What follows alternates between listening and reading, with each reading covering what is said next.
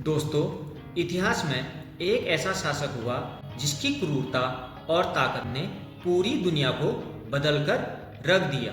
जिसने अपने पूरे जीवन काल में जितनी जमीन जीती उतनी कोई और शासक नहीं जीत पाया, यहाँ तक कि महान सिकंदर भी नहीं। इस शासक ने जापान सागर से लेकर कैस्पियन सागर तक कब्जा कर लिया था और इसके युद्ध अभियान में 4 करोड़ से अधिक लोगों की जान गई। कहा तो यह भी जाता है कि इस शासक ने अपने जीते जी कभी किसी को अपनी तस्वीर या मूर्ति बनाने की अनुमति नहीं दी।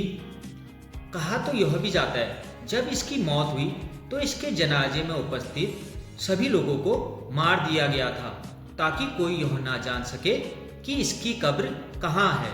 जी हाँ, हम बात कर रहे हैं खानों के खान चंगेज खान की, जो खुद को भगवान का अभिशाप मानता था। आखिर ऐसा क्या हुआ जो सिंधु नदी के किनारे पहुंचकर भी भारत पर आक्रमण नहीं किया? आपने क्या कभी सोचा जिस क्रूर शासक ने चीन की मजबूत दीवार को चुनौती दी, जिसने फारिज्म जैसे शक्तिशाली साम्राज्य को मिट्टी में मिला दिया, जिसका नाम सुनकर यूरोप तक कांप उठा था, और वहीं चंगेज खान सिंधु नदी के तट पर पहुंचा तो आखिर ऐसा क्या हुआ जिसने नदी को पार नहीं किया? वही भारत उसके घोड़ों के टापों के नीचे आ सकती थी, उसके साम्राज्य के नक्शे में कभी शामिल ही नहीं हुई।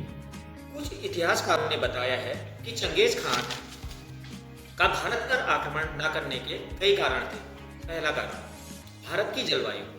मंगोल ठंडी जलवायु के आदी थे। भारत की नमी, उमस उनके देह को पिघला देती थी।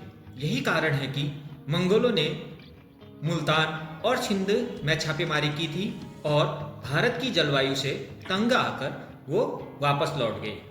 दूसरा कारण, जब चंगेज खान बाहर युद्ध कर रहा था तो पीछे उसके साम्राज्य में बगावतें होने लगी थी।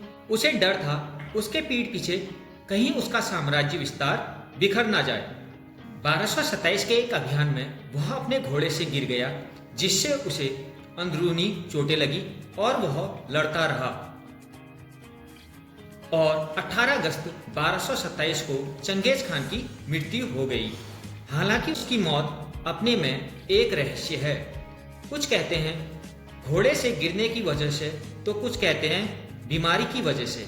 हालांकि उसकी मौत को रहस्य रखा गया ताकि उसकी सेना का मनोबल ना टूटे। वर्तमान समय में भी चंगेज खान की मौत एक रहस्य है। तो कैसा लगा आपको आज का यह एपिसोड, जरूर बताइएगा। और ऐसी ही ज्ञानवर्धक बातें सीखने के लिए हमारे चैनल को लाइक और सब्सक्राइब करें। और अगले एपिसोड में आप क्या सुनना चाहेंगे, यह भी कमेंट बॉक्स में कमेंट करें। धन्यवाद।